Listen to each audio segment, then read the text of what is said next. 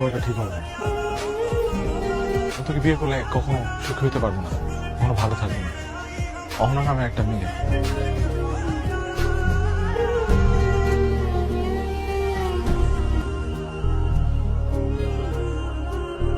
Thank you. আমি কি অহনা ম্যাডামের কাছে ছিলেন? উনি তো এখান থেকে চলে গেছে। কোথায় গেছে? কোথায় গেছে এটা আমাকে বলে জানি, তবে উনি এখান থেকে বাসা ছাড়ি গেছে। তবে যাওয়ার সময় স্যার একটা প্যাকেট দিয়ে গেছে আমার হাতে আপনাকে দেওয়ার জন্য। যখন চিঠিটা পড়ছো তখন আমি তোমার থেকে অনেক দূরে, সমস্ত পরিস্থিতি আমি জানি। সিমরান আমাকে সব বলেছে, জানি বলেই তোমাকে কতটা বলতে পারছি না। তোমার জায়গায় আমি থাকলে আমি অন্য কিছু করতে পারতাম না।